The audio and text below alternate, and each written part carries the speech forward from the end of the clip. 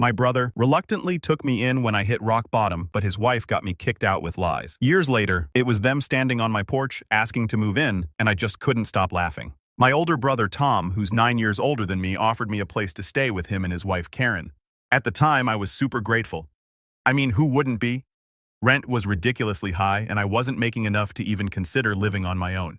Tom had this nice house with a spare room, and he told me I could stay there as long as I needed until I got back on my feet. It felt like a lifeline. So I moved in with them. It wasn't a permanent solution, but I was trying to get myself together. You know, I didn't want to be a burden or anything, so I made sure I helped out around the house as much as possible. I did the cooking, cleaning, ran errands, all that stuff. I wasn't contributing much financially at first because I could barely afford my own groceries. But I pitched in whenever I could. Like if I had some extra cash, I'd buy groceries for the house or take care of the little things they needed. I thought it was going pretty well. At first, everything seemed fine. Karen was nice enough, and Tom and I have always been close, so it felt like I was in a safe place. Karen and I weren't best friends or anything, but I didn't think there was any problem between us. She never really said much, just kind of kept to herself, but I didn't take it personally. She was pregnant at the time, so I figured she just had her own stuff going on. But after about 6 months, things started getting weird. Like subtle stuff at first. Karen would make these little comments like, "Oh, when the baby comes, we're going to need a lot more space." Or, "I wonder if we should start thinking about how to turn the guest room into a nursery." You know, hints like that. I kind of got the vibe that she wanted me gone, but Tom kept reassuring me, saying, "Don't worry about it. You can stay as long as you need." I believed him because, well, he's my brother. Why would I think otherwise, right? Then the comments got less subtle. Karen started complaining more openly, saying things like, "It's going to be really hard having a newborn and a third person in the house." I wasn't trying to overstay my welcome, but at the same time, I didn't have anywhere else to go just yet. I had finally gotten a decent job by this point, but it wasn't like I had enough saved up to just pack my bags and leave right away. One day, things really started to shift. I remember it clear as day. Karen was sitting in the living room, and I was in the kitchen cleaning up after dinner. Tom wasn't home yet, and Karen just starts talking to me out of nowhere. She tells me that she's uncomfortable with me living there, that it's affecting her peace of mind, and how she doesn't feel safe with some of the people I hang out with. I was like, "What people?" Because I barely went out, and when I did, it was usually with coworkers or old friends from college. Karen goes, "You know, I heard from Tom that some of your friends are involved in stuff like drugs, and I don't want that around my baby." I couldn't believe what I was hearing. I'm not even close to anyone involved in that kind of crap, and I told her that, but she just shrugged like she knew something I didn't. I remember feeling like my stomach dropped because it was so out of left field, but I figured she was just stressed out with the pregnancy and all. I tried to brush it off, but things didn't stop there. After that conversation, Karen got colder. She'd give me these looks like I was in her way and barely spoke to me unless it was to drop more passive-aggressive hints about me leaving. I knew something was off, but I didn't want to believe that she'd straight up make things up about me. I mean, it's my brother's wife. What reason would she have to lie? Well, fast forward a couple of weeks and Tom starts acting distant too. It's not like him. So I asked him one night if everything was okay, and he just said, "Karen's been really stressed lately." He didn't bring up anything specific, but the vibe was off. Like, it felt like he was hiding something, but I didn't push him on it. So when Karen started acting a bit more distant, I didn't think much of it. I figured she just needed space or was going through her own stuff. But then she started making these comments, little things that in hindsight were probably meant to push me out without actually saying it outright. Like she'd mention how small the house felt all of a sudden, or how she needed more room for the baby's stuff. There was one time she even joked, "Maybe you'll be moving out before the baby comes, right?" and then laughed it off like it was no big deal. I remember laughing with her, but deep down I was like, wait, is she serious? It wasn't just the comments though. She started avoiding me more. If I was in the living room, she'd go upstairs or into another room. I tried to make conversation, ask her about the pregnancy if she needed anything, and she'd just brush me off. I was starting to feel like a ghost in the house. The weird part was that Tom never seemed to notice. He was so wrapped up in the baby stuff planning for the future that he didn't see what was happening right in front of him. And then there was the day Karen dropped the bomb about me supposedly flirting with her. I still can't wrap my head around it. It was a regular Tuesday. Tom was at work and I had the day off, so I figured I'd do some cleaning around the house, help out since I was staying there for free. Karen was sitting in the living room just scrolling through her phone, not really paying attention to anything. I was in the kitchen wiping down the counters when she suddenly called out, "Can I talk to you for a second?" I walked over thinking she needed help with something, but the look on her face was just weird. She didn't seem upset, but there was something off about her expression, like she was about to drop some serious news on me. So, she started fiddling with her phone. I've noticed that I don't know how to say this, but you've been acting kind of flirty with me. I literally froze. I didn't even know what to say at first because it was so out of left field. Like what? Me flirting with her, I laughed, thinking she was joking. Wait, what? Flirty with you? That's crazy, Karen. But she wasn't laughing. She just stared at me dead serious. No, I'm not kidding. Tom mentioned it to me too. He said he noticed it a while back. That's when the pit in my stomach dropped. Tom noticed it. What the hell was she even talking about? I had never, and I mean never thought of Karen that way. She was my brother's wife, for crying out loud.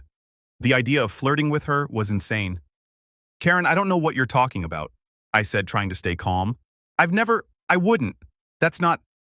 But she cut me off. Look, I'm just telling you what I feel. And honestly, it's making me uncomfortable. I don't think it's a good idea for you to be here anymore, especially with this baby coming. I felt like the room was spinning. I didn't know how to respond. How do you defend yourself against something that never even happened? I wanted to scream, but I just stood there completely blindsided. Tom said that I finally managed to ask. She nodded, but something about the way she did it felt off. Like she wasn't telling the whole story, but I didn't know what part of it was missing. The rest of that conversation is kind of a blur. Karen kept talking about how it's not personal and it's just for the safety of the family, but all I heard was that she wanted me gone. The whole flirting thing was complete BS, but I didn't know how to prove it.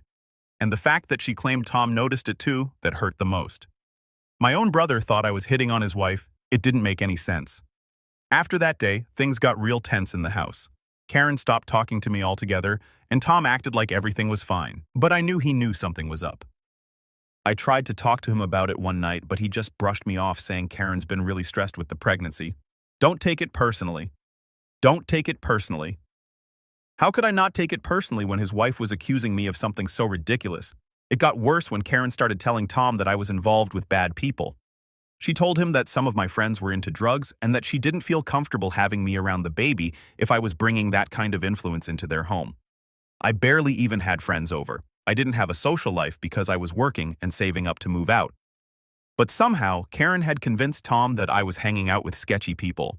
I don't know if Tom actually believed her or if he just didn't want to deal with the drama, but he started acting weird around me too.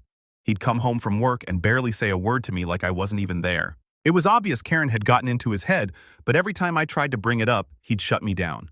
Just give Karen some space, he'd say. She's going through a lot right now. It didn't matter what I said. Karen had already made up her mind, and she was doing everything she could to push me out. And the worst part, she was using my brother to do it. It was like watching someone build a case against you for something you didn't even do, and you're just standing there powerless to stop it. By this point, I knew I couldn't stay there much longer. I was already looking for apartments, but with the rent prices, it wasn't easy. I didn't have a lot of options, and the last thing I wanted was to end up on the streets. I was trying so hard to be patient, to not rock the boat, but deep down, I knew it was only a matter of time before Karen made her final move. And when she did, I wasn't sure if Tom would have my back or if he'd side with her. So it finally happened. I knew it was coming, but when it did, it still hit me like a ton of bricks. Karen had been building up to this for weeks, and I guess I was just holding on to hope that Tom would step in and tell her to cut the crap. But yeah, that didn't happen. I had just gotten home from work, another long day at my new job, and all I wanted to do was relax for a bit. I walked in the door and everything seemed quiet. Too quiet, actually. The kind of quiet that makes you feel like something's off, but you can't put your finger on it right away. I headed towards my room, and that's when I saw it. All my stuff, my clothes, books, random belongings packed up in boxes and bags, just sitting there in the hallway like trash waiting to be taken out. I stopped in my tracks. My heart started racing, and for a second I thought maybe there was some mistake. Maybe Karen was doing some weird cleaning thing, or I don't know. Maybe Tom was rearranging stuff. But deep down, I knew that wasn't it. This wasn't some misunderstanding. I walked into the living room, and there was Tom sitting on the couch with his head in his hands. He didn't look at me. At first, didn't say anything either, just sat there in this awkward silence. Karen was nowhere to be found, of course, leaving him to do the dirty work. "What's going on?" I asked, trying to keep my voice steady, though I could feel my anger bubbling up. Tom sighed, finally looking up at me with this guilty expression like he was a little kid who got caught doing something wrong. "Karen, she thinks it's time for you to move out," he said. His voice was so quiet, like he was ashamed of even saying it. I couldn't believe what I was hearing. Are you serious? You're kicking me out just like that after everything? He didn't even try to defend himself. He just nodded, looking at the floor. It's not like that, he mumbled. It's just Karen's stressed with the pregnancy and she feels uncomfortable with you being here. You know, with everything going on. And everything going on. What did that even mean? I hadn't done anything wrong. I hadn't caused any problems. All I did was live there, help out, and keep to myself as much as possible. And now I was being thrown out because Karen felt uncomfortable. It was such BS. And Tom knew it too. But he wasn't going to stand up to her. I could see that clearly now. So that's it. You're just throwing me out on the street, I asked, my voice shaking with frustration. Over some lies Karen's been feeding you. I've done nothing but help around here, Tom. You know that. Tom stood up, running a hand through his hair, still avoiding eye contact. I'm not throwing you on the street, he said. I'll help you find a place. We can cover your security deposit, maybe even the first month's rent. It's not like we're abandoning you. Not abandoning me. It felt like the exact opposite. I wasn't asking for money. I was asking for some respect for my own brother to have my back instead of just rolling over because his wife wanted me gone. Karen said I was flirting with her Tom. She said I was hanging out with bad people. You really believe that I asked desperate for some kind of acknowledgement that he knew the truth. He didn't answer right away, and that silence told me everything I needed to know. He either believed her or he was too scared to disagree with her. Either way, I was screwed. Look, he finally said, Karen's been really stressed, and with the baby coming, we just need a little more peace in the house. You've been great, and I appreciate everything you've done, but this is what's best for everyone. What's best for everyone? What about what's best for me? I wanted to scream, but I knew it wouldn't make a difference. Karen had made up her mind, and Tom wasn't going to fight her on it. I was being pushed out, and there was nothing I could do to change it. I stood there for a second, trying to process it all. Part of me wanted to just storm out and never look back, but I had nowhere else to go. I didn't have savings for a new place yet, and I definitely didn't have any family I could turn to, at least not after this. Tom was the only one I thought I could count on, and now that bridge was burning right in front of me. When do I have to be out? I asked, my voice flattened, defeated. Tom shifted uncomfortably. Karen was hoping by the end of the week, he said, almost like he was ashamed to even say it. The end of the week. That was 4 days away. 4 freaking days to find somewhere to live, pack up my life, and figure out how to survive on my own. Right? I muttered, shaking my head. Thanks for the heads up, I guess. I turned around, heading back to the hallway where all my stuff was piled up. I could feel Tom watching me, but I didn't bother looking back at him. What was the point? He wasn't going to change his mind, and even if he wanted to, Karen wouldn't let him. I started picking up the boxes, dragging them back into my room, trying to figure out what the hell I was going to do next. I spent the next few days frantically searching for apartments, reaching out to anyone I could think of who might be able to let me crash for a while. It wasn't easy. Rent was high and I didn't have enough saved up yet to afford anything decent. I kept thinking maybe Tom would come to his senses. Maybe he'd talk to Karen and realize how unfair this whole situation was. But every time I saw them together, it was clear that wasn't happening. Karen avoided me completely, barely even acknowledging my existence. And Tom, he was acting like this was all perfectly normal. By the time Friday rolled around, I still hadn't found a place. I was packing the last of my things into boxes, trying not to cry when Tom knocked on the door. He stood there awkwardly for a minute, holding an envelope in his hand. Here, he said, handing it to me. It's for the security deposit and first month's rent. I hope it helps. I took the envelope without saying anything. I didn't want his money. What I wanted was for my brother to stand up for me, to tell Karen she was wrong and that I didn't deserve to be treated like this. But that wasn't going to happen, and I knew it. I left that weekend with my boxes and bags, feeling more alone than I ever had before. Tom barely even said goodbye. Karen didn't come out at all. I was just gone out of their lives like I never mattered in the first place. After getting kicked out of Tom's place, I spent the next few months pretty much in survival mode. I had nowhere to go at first, so I started crashing on friends' couches. You ever feel like you're imposing on people, even when they say it's okay? That's how I felt every single day. I was grateful for my friends letting me stay, but I knew deep down I couldn't keep doing it forever. I was just a guest, and they had their own lives to live.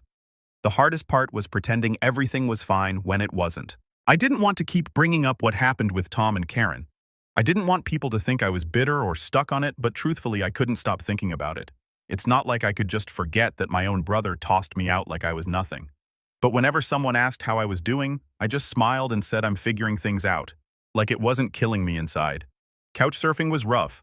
I couldn't settle anywhere, and I was constantly moving around with all my stuff in boxes and bags. There's something weird about living out of boxes for that long. You feel like you're always on the edge of being thrown out again. I'd pack everything up every time I left for work just in case. It's like I didn't trust that I'd be welcomed back. It messes with your head living like that. I'll admit things weren't great for a while. My job was okay, but it didn't pay enough for me to get my own place right away. I was trying to save, but you know how it goes. Every time I thought I was making progress, something would come up that wiped out my savings. Car trouble, bills, groceries. It felt like I was stuck, just treading water and trying not to drown. I thought about calling Tom a few times, asking him for help, but then I'd remember how things ended and how easily he let Karen push me out. I couldn't go back to him. I couldn't go back to them. The fact that he never even checked on me after I left, that said everything. I wasn't important to him anymore. I was just another problem Karen solved. It's funny though, you'd think getting thrown out by my own family would have broken me, but somehow it just made me more determined. I decided I wasn't going to rely on anyone else anymore. I was done with people letting me down, done with feeling like I owed anyone for a roof over my head. If I was going to get back on my feet, I was going to do it myself. So I started working harder, picking up extra hours at my job whenever I could. I cut back on everything. No new clothes, no going out, nothing that wasn't necessary. It was tough, but after a few months I had enough saved up to finally get my own place. It wasn't anything fancy, just a small one-room studio apartment on the edge of town, but it was mine. No more bouncing from place to place. No more relying on anyone else. I finally had a place to call my own, and it felt like a weight had been lifted off my shoulders. I remember the first night in my new apartment.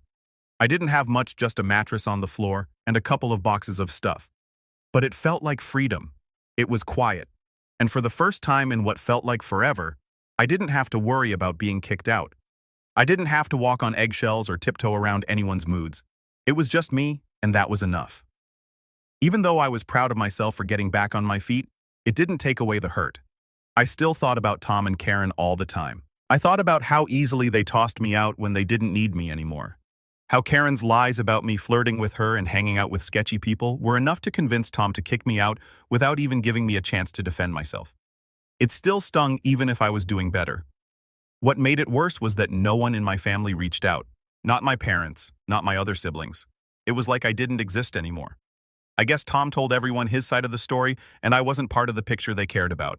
My parents always had this thing about keeping the peace, and I'm sure they thought it was easier to let Tom and Karen do whatever they wanted, rather than confront them about what happened. But it still hurt. You know, it felt like I'd been erased from their lives just like that. I focused on moving forward, though. I didn't have time to sit around feeling sorry for myself. I had bills to pay, and the rent wasn't going to take care of itself, so I kept working, kept grinding, and slowly things started looking up. I got a promotion at work that helped with my finances. I started decorating my little apartment, making it feel like home. It wasn't perfect, but it was mine, and I was proud of how far I'd come. One thing I learned during all this was that you can't depend on anyone else to fix your life. No one's coming to save you, and the people you think will always have your back might be the ones who push you down the hardest. It's a tough pill to swallow, but it's the truth. You've got to look out for yourself, because when it all comes crashing down, the only person you can count on is you. Still, despite everything, there was a part of me that wished things had gone differently with Tom. I missed having a brother. I missed the way things used to be before Karen came into the picture and flipped everything upside down. But I knew I couldn't go back to that. I couldn't forget how they treated me, and I wasn't going to let them back into my life after what they did. They made their choice, and I had to live with mine. I hadn't spoken to Tom in almost a year by the time I felt like I was back on my feet. Every now and then I'd get a text from him or Karen asking how I was doing or checking in, but I never responded. I couldn't. Not after what they put me through. I figured they'd moved on too. They had their baby by now, and I'm sure their life was just fine without me in it. But deep down I knew something wasn't right. You don't just treat family like that and expect everything to be okay. I didn't know it at the time, but that whole situation was going to come back around eventually. And when it did, it was going to change everything. It had been about a year since I got my own place and went completely no contact with Tom and Karen. I had done everything I could to put them behind me, but it's not like you can just erase family from your mind. Every now and then, I'd think about reaching out, but then I'd remember how they tossed me out like I was nothing. The thought of Tom believing Karen's lies still made me sick. Then one day I got a call. I was sitting at my desk, half listening to a podcast when my phone started ringing. I glanced at the screen and to my surprise, it was Tom. We hadn't spoken in almost a year, so seeing his name pop up gave me a weird feeling. Part of me wanted to ignore it, let it go to voicemail, but something told me to pick up, so I did. "Hello," I answered, trying to sound neutral, not wanting to show any emotion. There was a pause on the other end, and then Tom's voice came through sounding different. He didn't sound like the confident, put-together older brother I used to know. He sounded desperate. "Hey," he said. "It's me." Yeah, I knew it was him. "What's up?" I replied, not wanting to make this easy for him. Tom hesitated, then sighed. "Look, I'm just going to cut to the chase. We need help. Karen and I, we're losing the house. The business went under, and we're getting evicted. We've got nowhere else to go." I could feel my heart rate pick up. I hadn't heard from Tom in over a year, and now he was calling because he needed something after everything they put me through. It was almost laughable. Part of me wanted to hang up right then and there, let them figure it out on their own. But the other part of me? Well, it was complicated. "So what do you want from me?" I asked, trying to keep my voice steady. We were hoping he paused like he didn't even believe what he was about to say. "We were hoping you'd let us stay with you just for a few months until we get back on our feet." I couldn't believe what I was hearing. My mind raced back to that day coming home to find all my stuff packed in the hallway. The way Tom just stood there while Karen lied about me flirting with her, and now they wanted to stay with me in my apartment. I let out a short laugh, more out of disbelief than anything. "You've got to be kidding me," I said. "I know how it sounds," Tom replied quickly, like he knew how ridiculous it was. "But we've got 2 kids now. We don't have anywhere else to go. Please." We wouldn't ask if it wasn't an emergency. An emergency. So now I was supposed to forget everything and help them because they were in trouble. Where was that energy when I needed a place to stay? When Karen was throwing me out over lies and Tom just stood by and let it happen? "Tom, I don't know what to tell you," I said, keeping my voice steady. "You kicked me out when I needed help. Remember that. You and Karen didn't care then. Why should I care now?" There was a long silence on the other end of the phone, and for a moment I thought he might hang up. But then he spoke again. And this time his voice was softer, like he was finally starting to get it. "I know," he said. "I know we screwed up. Karen. She was wrong. I was wrong for not standing up for you. I should have never let that happen. I should have had your back." Hearing him admit that gave me a weird mix of satisfaction and anger. It was the apology I had been waiting for, but it also felt too late, like it didn't matter anymore. The damage was already done. "What good was an apology now after all this time? I needed you, Tom," I said, my voice starting to crack. "I needed my brother, and you let her lie about me. You let her make me out to be some kind of freak, like I was flirting with her. You believed her over me." "I know," he whispered. "I'm sorry, I really am. But right now, we're desperate. We don't have anyone else to turn to. I'm asking you as your brother. Please, can we stay with you?" I sat there, the phone pressed to my ear, trying to figure out what to say. A part of me wanted to tell him to shove it, to let him deal with the consequences of his choices. But another part of me, maybe the part that still cared about family despite everything, was torn. I'd been through hell when they kicked me out. But did that mean I had to kick them when they were down too? Was it my responsibility to be the bigger person here? "I need some time to think about it," I finally said, my voice tight. "I understand," Tom replied, sounding relieved that I hadn't slammed the door in his face just yet. "Take as much time as you need. I'm really sorry for everything, and I hope you can find it in your heart to forgive me." After we hung up, I just sat there for a while staring at my phone. Part of me wanted to laugh at the irony of the situation. They threw me out without a second thought, and now they were begging me for a place to stay. It felt like some kind of twisted karmic joke. But the truth was, I didn't know what to do. I didn't want to be that person who holds grudges forever. But at the same time, I didn't want to be walked all over again. If I let them stay, would it just be another situation where they take advantage of me, or would this be the moment where we all finally grew up and moved past what happened? I thought about it for days. My phone kept buzzing with texts from Tom reminding me that they didn't have much time left before they had to move out of their house.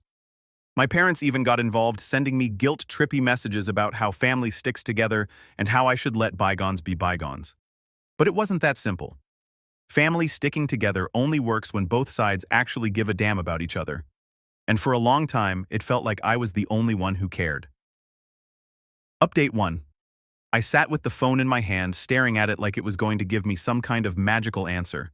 After days of thinking about it, I had finally called Tom back. He didn't pick up right away, so I left him a message telling him I had made my decision and that he could call me back whenever he got the chance. Part of me felt like a huge weight had been lifted, but the other part was just anxious. Like whatever was going to happen next would either be a huge mess or something that changed everything between us for good.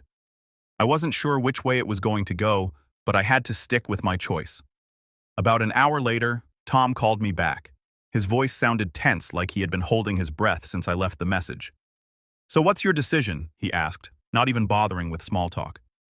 I took a deep breath. "Look, Tom, I thought about it a lot. I started trying to keep calm, even though I felt like my heart was going to pound out of my chest. And I can't let you and Karen stay with me." There was silence on the other end, like he wasn't sure he heard me right. "Wait, what? You're serious?" he finally said, sounding more shocked than angry. "After everything, you're really going to turn us away?"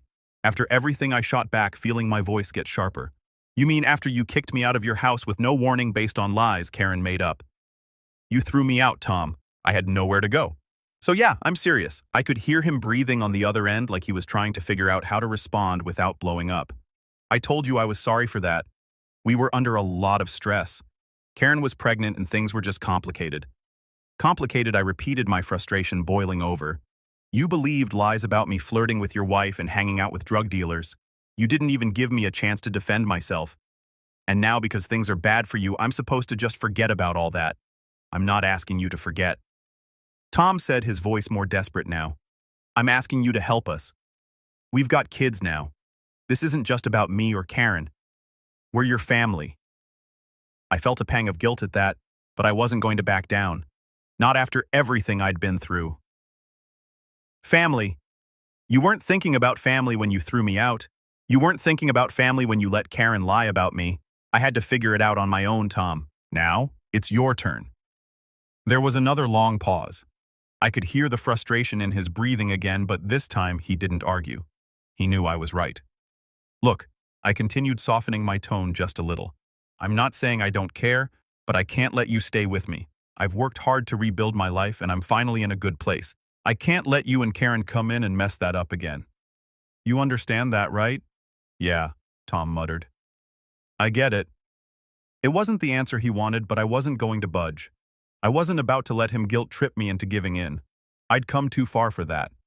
"I'll help in other ways." I offered, feeling like I had to throw him something. "I'll help you find resources or places you can stay, but my home, that's off limits." There was a long silence on the other end, and for a second I thought Tom had hung up. But then he sighed long and deep, like he was finally accepting it.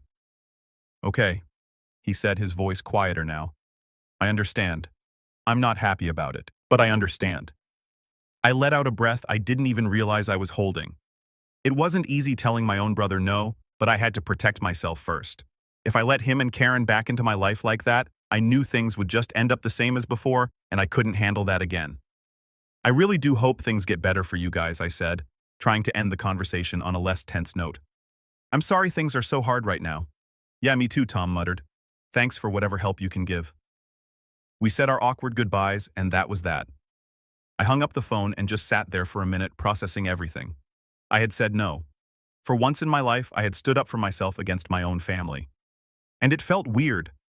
Part of me was proud, but another part was sad. I didn't like the idea of being estranged from Tom forever, but I knew this was the right thing to do. I had to draw the line somewhere. Over the next few days, I kept thinking about that conversation, replaying it in my head. I wasn't sure if Tom was mad at me or if he really understood where I was coming from, but I knew one thing for sure. I wasn't going to let myself be guilted into something I wasn't comfortable with. My parents, of course, found out about the whole thing and tried to jump in with their family sticks together routine. They couldn't believe I said no, even after I explained everything that had happened with Tom and Karen. It's like they just didn't want to see the bigger picture. "You should have helped them," my mom told me during one of our phone calls. "They're struggling and you've always been the one to help. This isn't like you." That last part stung a bit. Maybe it wasn't like me, but maybe that was the point. I'd always been the one to bend over backward for family no matter how they treated me. But that's exactly why I had to say no this time. I wasn't the same person I was before. I had learned to set boundaries, and this was one of them. "I'm sorry, Mom," I said, trying to stay calm. "But I've got to put myself first for once. Tom and Karen can figure it out." My parents didn't really get it, but that didn't surprise me. They weren't the ones who had been kicked out and left to fend for themselves. They weren't the ones who had to rebuild everything from scratch. I was, and I wasn't going to let anyone make me feel bad for protecting what I'd worked so hard to build. After that, things went quiet for a while. I didn't hear much from Tom or Karen, which was fine with me. They had their own problems to deal with, and I had mine. I helped them find a shelter that could take them in for a while, and that was the last I heard about it. No more desperate calls, no more guilt-tripping texts,